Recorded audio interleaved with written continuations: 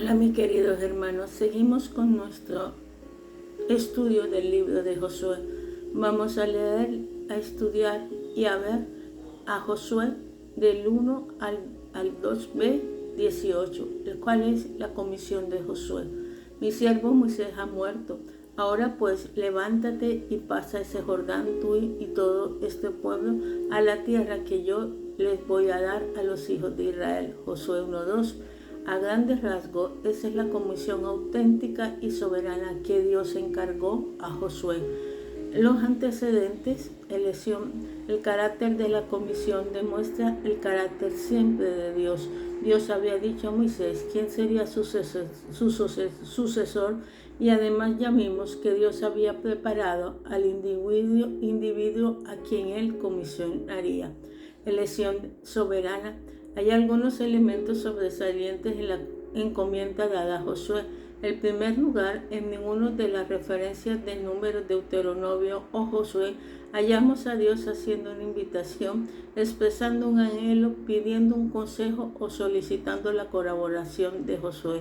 Tampoco pidió al pueblo que siguiera el nombre de una persona popular o capaz de ocupar el puesto. No hubo boletas de elección ni votación. Dios no buscó un voluntario, sino que la elección del que guiara al pueblo quedó en manos del soberano, infinitamente sabio, el Dios de Israel. Es interesante la relación de Josué, o más bien la forma en que no reaccionó. No se observa renuncia o desgano en él. Jamás sugirió que otro lo haría mejor. Todavía vivían los dos hijos del gran Moisés, Gerson y Eliezer, uno de los cuales, según ciertos criterios, hubiera merecido ser tomado en cuenta, pero no se hace referencia a ellos. Si Josué hubiera podido elegir el líder religioso, tal vez hubiera sugerido a Fines, el sacerdote, pero no lo hizo.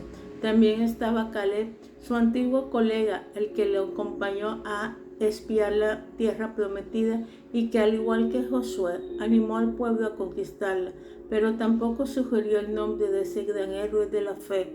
Josué no trató de evadir la responsabilidad tan formidable que estaba recibiendo, sino que sinceramente la aceptó.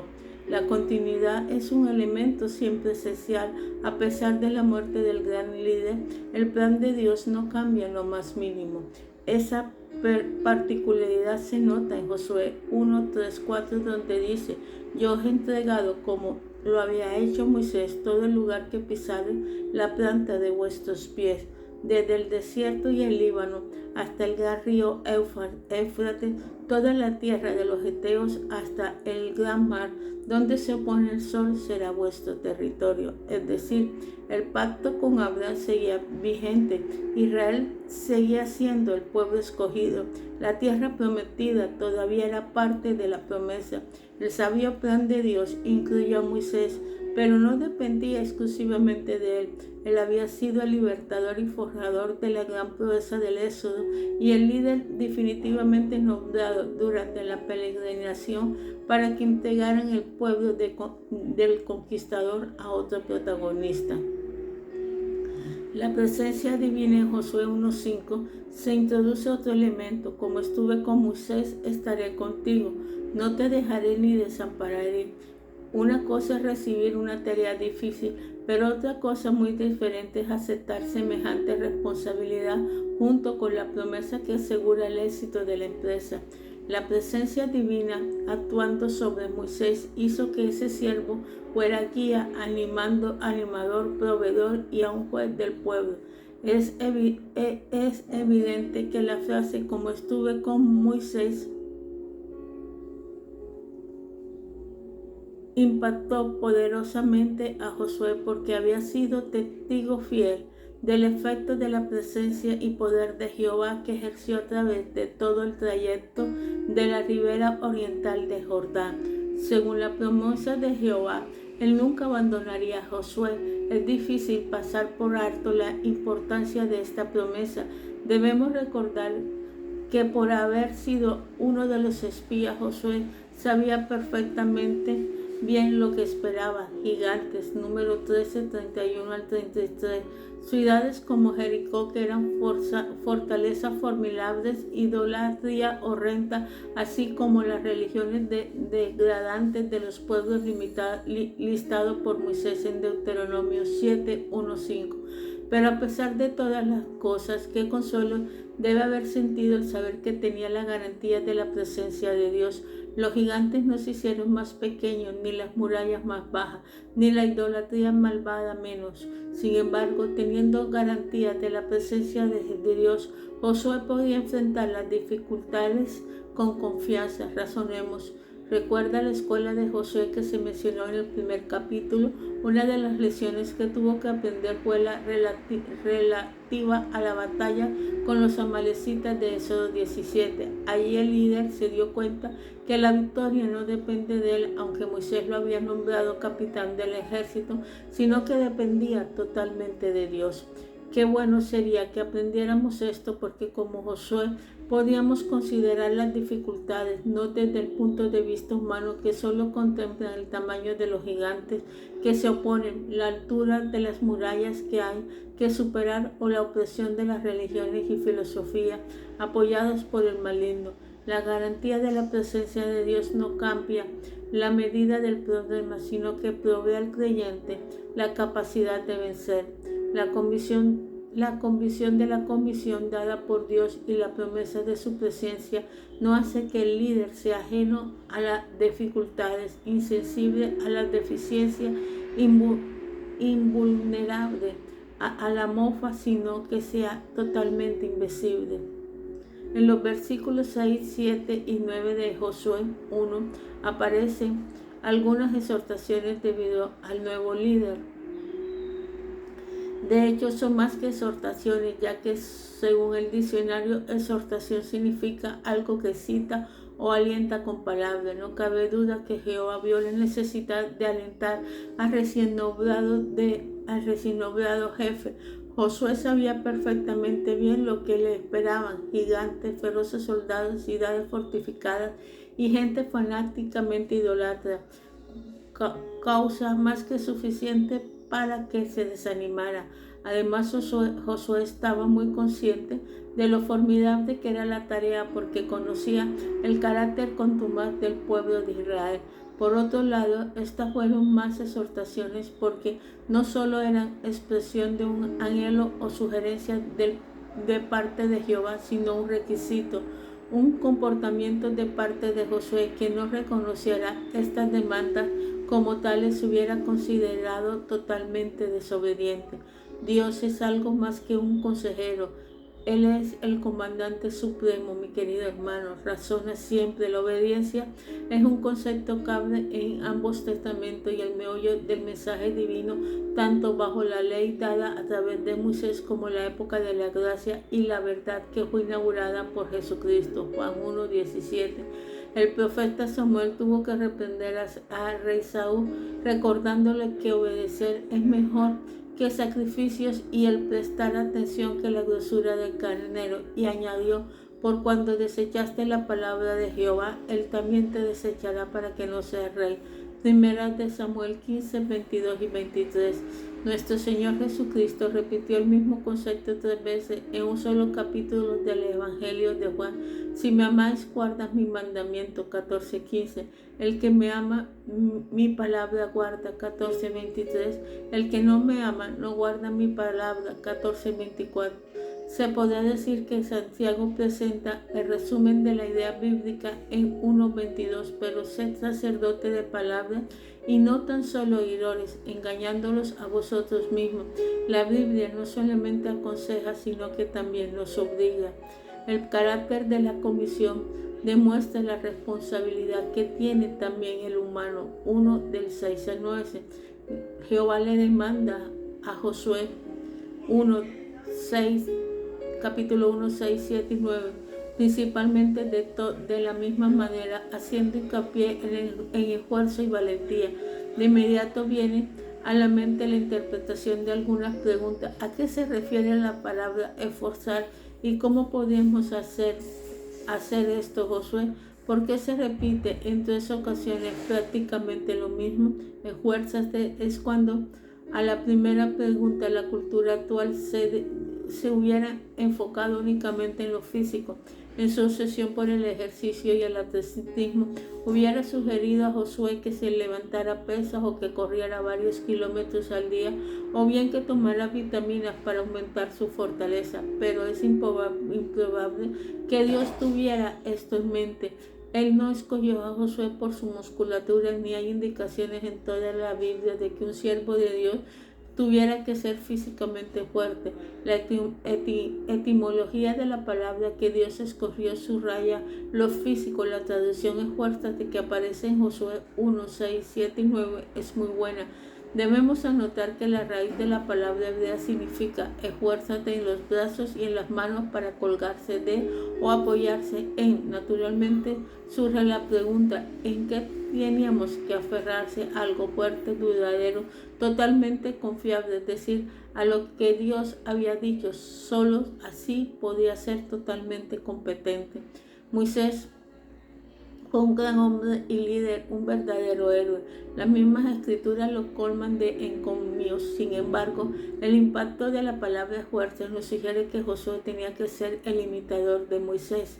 Por supuesto que no es malo seguir el ejemplo de un hombre piadoso, noble, capaz, un modelo por el cual dirigir la vida. Sin embargo, el peligro de conformarse totalmente al ejemplo de un héroe es no reconocer que puedes tener los pies de barro. En caso de que Josué imitara el ejemplo de Moisés, existía la posibilidad de que cometieran los mismos errores que él, como golpear la roca en vez de obedecer a Dios, número 27 al 13, y después sufrir las consecuencias funestas. En la escuela de Éxodo 17, Dios enseñó a Josué que tenía que depender solo de él. Sé valiente. En este segundo término empleado en los 3 versículos 1, 6, 7 y 9, también ha sido traducido correctamente, pero la palabra de la que deriva el vocablo hebreo es muy interesante. Por lo que se ha podido determinar en la antigüedad, esa palabra se refiere a la fuerza de las piernas. Esta, junto con la palabra que usaron los que tradujeron el libro de Josué al griego, la Septuaginta, y que también se usó por el apóstol Pablo en 1 Corintios 6:13, cuando dijo portaos varonilmente, apunta a una expresión moderna. Cuando uno experimenta un gran miedo, generalmente se manifiesta porque tiemblan las piedras y a veces la rodilla. Así es, Josué, Dios está demandando un comportamiento sin titubeo, sin miedo. Tenía que comportarte de una forma muy varonil, porque 3 veces. En primer lugar, podemos estar seguros que el deseo de Dios no era solamente llenar las páginas con palabras del libro. En los libros bíblicos conocidos como poéticos, Dios se comunicó con el pueblo por medio de la poesía hebrea, en la cual sí se permitía la repetición de la idea usando el paralelismo, la forma de expresión literaria y cultural del hebreo. Sin embargo, el libro de Josué es un libro totalmente histórico, no poético. No cabe duda que la razón de la repetición es que el nuevo líder necesitaba que se le animara continuamente. A lo mejor Josué, reconociendo sus limitaciones y la formidable tarea que él esperaba, se sentía débil, temeroso y tal vez con cierta propensión al desánimo. Aún en la actualidad se reconoce que la repetición es parte fundamental del aprendizaje, y Dios quiso que Josué captara bien desde el principio la lección necesaria para ser un buen líder. En segundo lugar, cada uno de los 3 textos enfoca un aspecto diferente de la tarea. Josué 1:6 se refiere al líder y su comisión, guiar al pueblo en la conquista de la tierra prometida, mientras el versículo 7 se centra en el líder personalmente. Al igual que muchas otras porciones bíblicas, el individuo que sirve a Dios tiene que hacer de la palabra y no debe desviarse de ella ni a diestra ni a siniestra. Además, la palabra de Dios tiene que ocupar el lugar preeminente en su mente. La meditación y sus dichos nunca se aparte de su boca. Josué 1:8. El éxito depende de esta condición.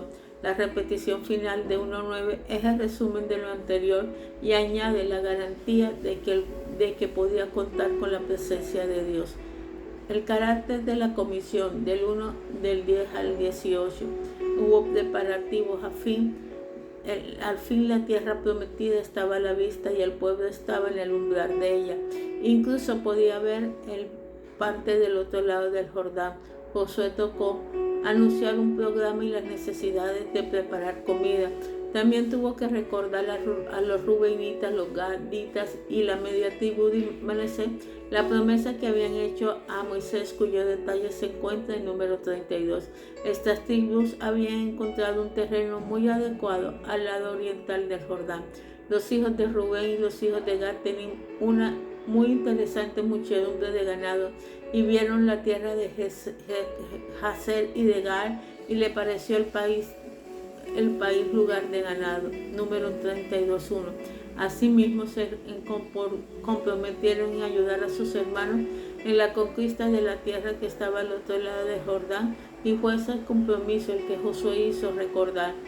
El comentario que ellos hicieron es interesante porque el proceso de reconocer su deber dijeron: nosotros hemos todas las cosas que nos han mandado e iremos a donde quiera que nos mande. De la manera que obedecieron a Moisés en todas las cosas, así también te obedeceremos a ti. Josué 1:16-17. El hecho de que un pueblo tan testarudo como el de Israel, que había sido rebelde con Moisés en el desierto, dijera: de manera que obedecimos a Moisés, así te obedecemos así, debe haber sido de mucho consuelo para Josué. De acuerdo con Josué 22, efectivamente así lo hicieron. Repartemos lo importante entonces del primer capítulo de Josué. Dios entiende que debido a las exigencias y responsabilidades que enfrenta el ser humano, siente miedo, debilidad y desánimo. Estando en circunstancias parecidas, Dios habló a Josué. Hoy en día hace lo mismo con nosotros a través de la Biblia, y Dios ha exigido obediencia para que el hombre disfrute de sus bendiciones. Dios ha prometido su presencia perpetua en cada uno de sus siervos. Padre Celestial, en nombre precioso de nuestro Señor Jesucristo, venimos ante ti, Dios eterno. Te pedimos, Señor, que tu amor, tu presencia, Padre Celestial, oh Dios eterno, misericordioso, nos ayude. Espíritu Santo, Padre Celestial, oh Dios eterno, Señor, guíanos. Espíritu Santo, Padre Celestial, danos cada día más y más de ti. Oh Dios eterno, Padre Celestial, oh Dios eterno, misericordioso, ayúdanos. Oh Dios eterno, Padre Celestial, guíanos. Oh Dios eterno, Padre Celestial, oh Dios, Señor, llénanos. Espíritu Santo, llénanos. Espíritu de Dios, guíanos. Espíritu Santo, transforma. Espíritu Santo, llénanos cada día más y más de ti. Oh Dios eterno, misericordioso, Señor, te lo pido en nombre de Jesús de Nazaret. Enséñanos a ser obedientes. Enséñanos, Padre Celestial, a seguir siempre, Señor, tus caminos. Enséñanos, Padre Celestial, oh Dios eterno, Padre Celestial, a estar siempre en ti. Espíritu Santo, te damos gracias por todo. Que tu amor, tu presencia, tu misericordia nos ayude. Que tu amor, tu presencia, tu misericordia, Padre Celestial, nos guíe. Te alabamos, te glorificamos y te honramos, Señor. Tú eres el Santo de Israel. Tú eres nuestro consuelo, Padre Celestial. Tú eres nuestra vida. Espíritu de Dios, gracias por cada persona. Enséñanos, Señor, a seguir tus preceptos y a ser obediente en ti. Amén y amén. Dios te bendiga, hermano.